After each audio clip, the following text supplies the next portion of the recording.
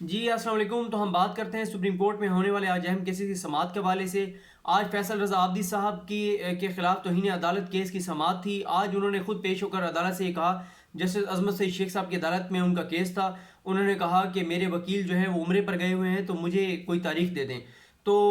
Justice عظمت سعید شیخ صاحب نے کہا کہ چلیں ٹھیک ہے، ہم آپ کو تاریخ دے دیتے ہیں۔ جب وہ آرڈر لکھوا رہے تھے تو فیصل رضا عابدی صاحب موڑ کر جانے لگے تو عظمت سعید شیخ صاحب نے مسکراتے ہوئے کہا کہ فیصل رضا عابدی صاحب آرڈر لکھواتے ہوئے ہمیں تنہا نہ چھوڑ کر جائیں۔ تو وہ دوبارہ آگے روسٹم پر کھڑے ہو گئے۔ جسٹس عظمت سعید شیخ صاحب نے آرڈر لکھوایا اور 30 تاریخ تک کیس کو ملتوی کر دیا۔ لیکن جب وہ عدالت سے باہر آئے اور ابھی احاطہ عدالت میں تھے تو پولیس نے ان کو گرفتار کر لیا اور ان کے خلاف ایک جو کیس ہے وہ P R O supreme court جو ہیں شاہد صاحب ہیں، ایک تو ان کی مدعیت میں ایک ایف آئی آر کاٹی گئی تھی، اس میں تو انہوں نے ضمانت لے لی تھی۔ شاہد گمبویو صاحب نے جو اپلیکیشن دی تھی، جو ایف آئی آر ہوئی تھی، اس میں انہوں نے ضمانت لے لی تھی۔ لیکن کل رات ان کے خلاف ایک اور ایف آئی آر درج ہوئی تھی جو کہ اے ایس آئی کی مدعیت میں ہوئی تھی، جو انہوں نے سپریم کورٹ کو چیف جسٹس صاحب کے خلاف جو انہوں نے لینگویج استعمال کی، جو انہوں نے دھمکیاں دیں، ان کے خلاف ایک جو ہے وہ سائبر کرائم کے تحت ایف آئی آر کاٹی گئی ہے، ایک توہین عدالت میں کاٹی گئی ہے، کچھ میں جو ہے وہ دہشت گردی کی دفعات بھی لگائی گئی ہیں۔ تو ان کو آج گرفتار کر لیا گیا ہے۔ پھر آج ایک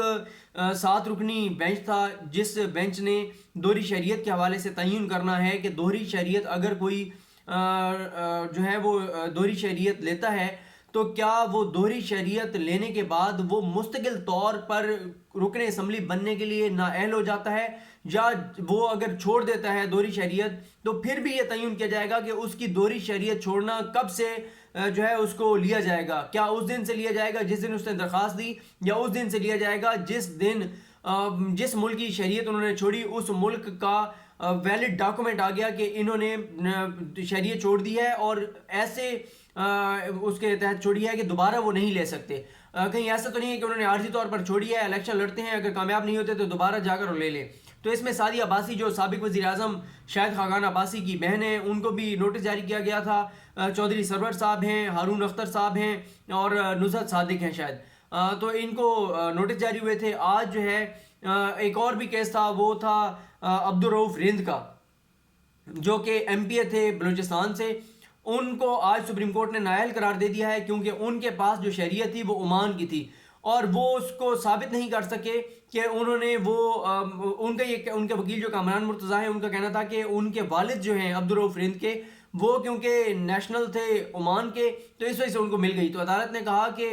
پاکستان کے قانون کے اندر لکھا ہوا ہے کہ عمان جو ہے وہ ان ملکوں کی فہرست میں ہی شامل نہیں ہے کہ جہاں کی اگر آپ شریعت لیتے ہیں تو آپ کو پاکستان کی شریعت بھی آپ کی برقرار رہے گی۔ عمان ان ملکوں کی لسٹ میں ہیں جن کی اگر آپ شریعت لیں گے تو آپ کی پاکستان کی شریعت خود بخود ہی ختم ہو جائے گی۔ تو بہت لمبا یہ چلا کیس، تقریباً 1 گھنٹے تک، لیکن مختصر یہ ہے کہ وہ عمان کی شہریت انہوں نے لے رکھی تھی اور اس دوران ان کی پاکستان کی شہریت ختم ہو گئی تھی، اور انہوں نے جو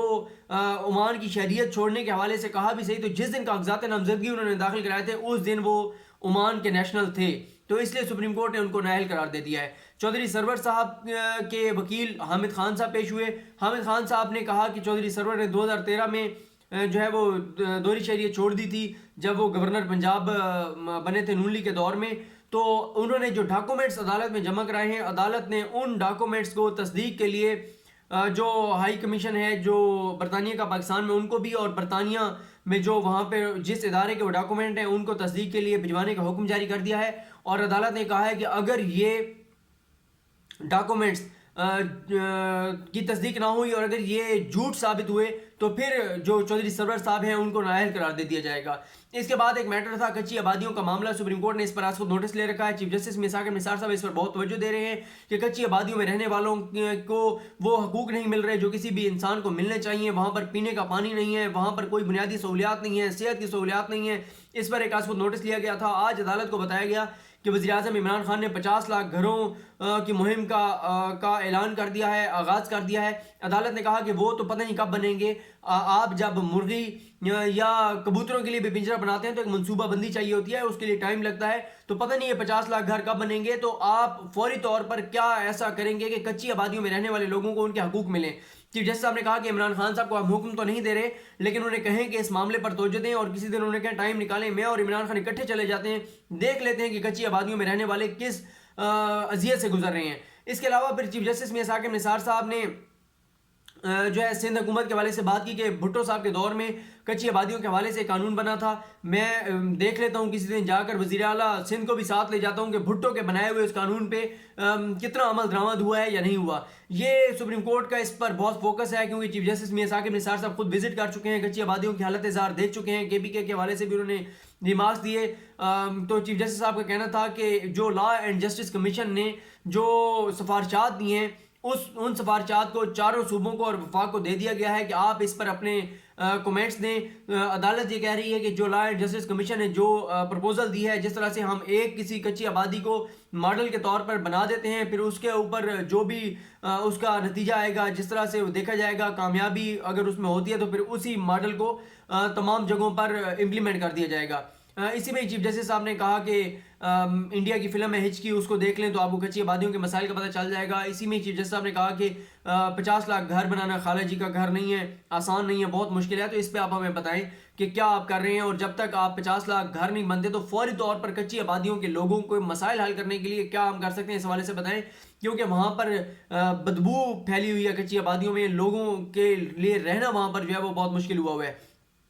نندی پور منصوبے کے حوالے سے درخواست عدالت نے نپٹا دی ہے، کیونکہ آج نیب کی طرف سے بتایا گیا ہے کہ اس میں ریفرنس دائر کر دیا گیا ہے، تو سپریم کورٹ نے نندی پور پاور منصوبے کے حوالے سے جو اسکینڈل تھا اس پر جو درخواست تھی اس کو سپریم کورٹ نے نپٹا دیا ہے۔ جوڈیشل ریفارمز کے حوالے سے کیس تھا عمر گیلانی اور ان کے ساتھی جو ینگ وکلا ہیں، ان کے حوالے سے میں ایک اور ویڈیو میں پہلے تفصیل سے بتا چکا تھا، تو اس میں چیف جسٹس میاں ثاقب نثار صاحب نے کہا ہے کہ میری لا منسٹر فروغ نسیم صاحب سے ملاقات بھی ہوئی ہے، وہ بہت کچھ کر رہے ہیں، اور کچھ قوانین کے حوالے چیف جسٹس صاحب نے دیے کہ اگر ان قوانین میں ترمیم کر لی جاتی ہے، یہ ریفارمز کر لی جاتی ہیں تو لوگوں کو انصاف کی فراہمی میں تیزی لائی جا سکتی ہے۔ چیف جسٹس صاحب نے کہا کہ مجھے بہت دکھ ہوتا ہے، تکلیف ہوتا ہے لوگوں کو اذیت میں دیکھ کر کہ اتنے سال لگ جاتے ہیں ان کو انصاف ملنے میں، دادے کا مقدمہ پوتا لڑ رہا ہوتا ہے، لیکن حکومت کا بھی اس میں بڑا کردار ہے جوڈیشل ریفارمز میں، ہم خود بھی اپنے طور پہ کر رہے ہیں۔ تو اب عدالت کو ایک امید ہے، کیونکہ فروغ نسیم صاحب جو ہے انہوں نے چیف جسٹس صاحب سے ملاقات بھی کی ہے اور وہ تیزی کے ساتھ فروغ نسیم صاحب اس پر کام کر رہے ہیں۔ اب عدالت کو ایک امید ہے کہ اس پر بہت جلد جو ہے وہ عمل درآمد ہوگا اور بہتری آنا شروع ہو جائے گی، اور کوشش یہی ہوگی کہ نچلی عدالتوں میں، ماتحت عدالتوں میں بھی تیزی سے مقدمات نپٹائے جائیں، کیونکہ ہم نے یہ دیکھا ہے، یہ میں آپ کو ویسے بتا رہا ہوں کہ سپریم کورٹ میں تو کام بہت تیزی کے ساتھ ہو رہا ہے۔ میں آپ کو بار بار بتاتا ہوں کہ چیف جسٹس میاں ثاقب نثار صاحب 30 کیسز کی ایک دن میں سماعت کرتے ہیں، وہ صبح 9 بجے 9:30 بجے بیٹھتے ہیں، کبھی 5 بجے اٹھتے ہیں، کبھی 7 بجے اٹھتے ہیں، شام تک وہ بیٹھتے ہیں، مقدمات سن کر اٹھتے ہیں،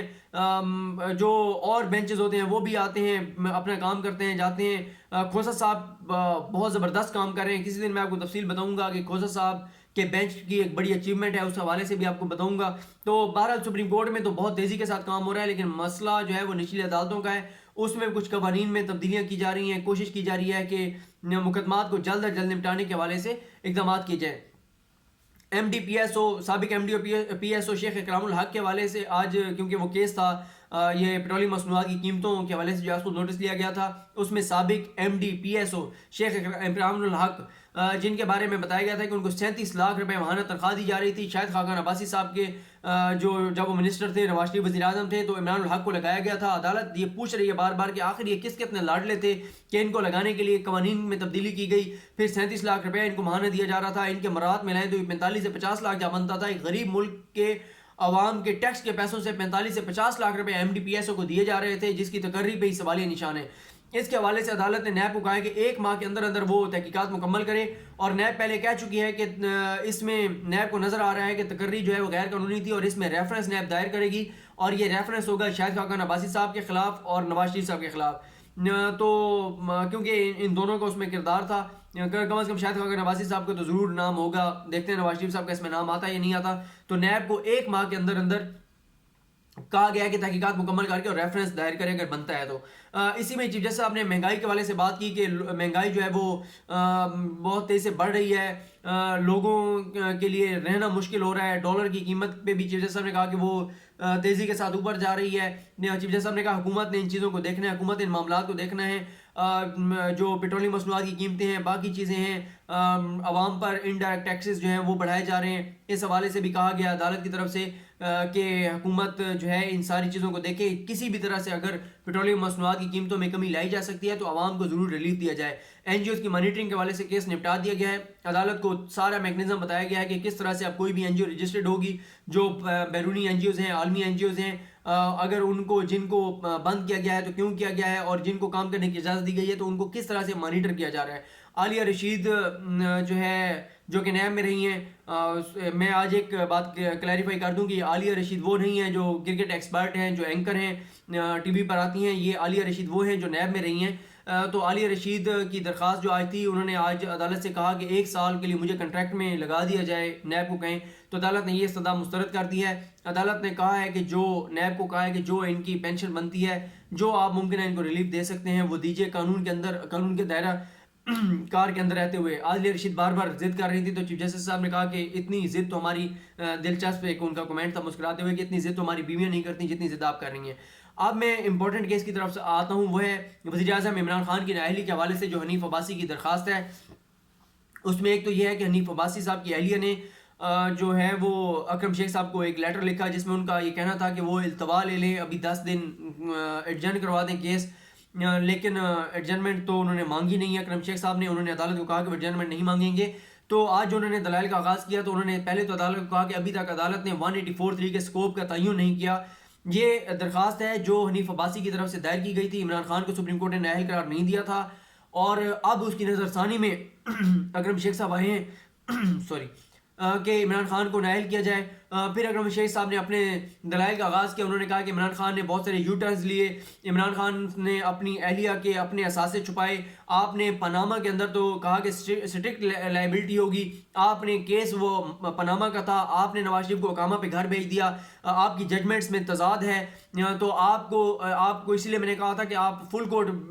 बिठाएं, ताकि एक बार आप तयन कर लें, नाअहली के हवाले से एक असूल तय कर लें, क्योंकि जो तराजू है इंसाफ का तराजू, वो मुख्तलिफ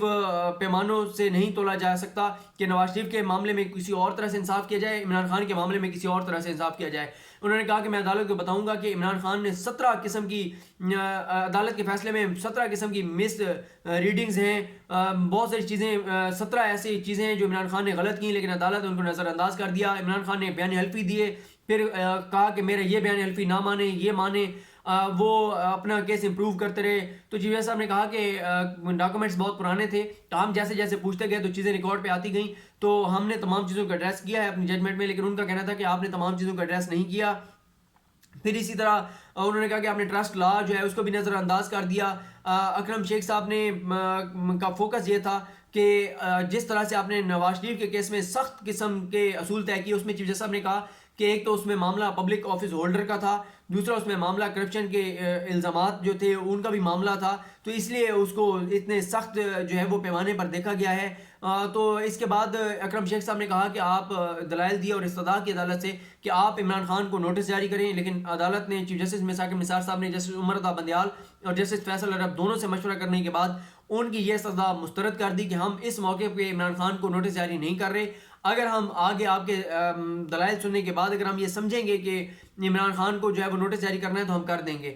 तो आज फिर इस दौरान क्योंकि ब्रेक हो गई, ब्रेक क्योंकि 2 बजे लार्जर बेंच था, एक और 7 रुकनी जो बेंच है वो था, जो मैं आपको पहले बता चुका हूँ चौधरी सरवर साहब के और बाकी केसेस के हवाले से। तो फिर दोबारा जब ब्रेक के बाद समाअत का आगाज़ होना था, तो अकरम शेख साहब ने कहा कि कल मेरी अहलिया की चौथी बरसी है, तो इसलिए मेरी बेटियाँ और बेटे भी वहाँ घर में पहुँचे हुए हैं, तो मुझे जाके उनको अटेंड करना है।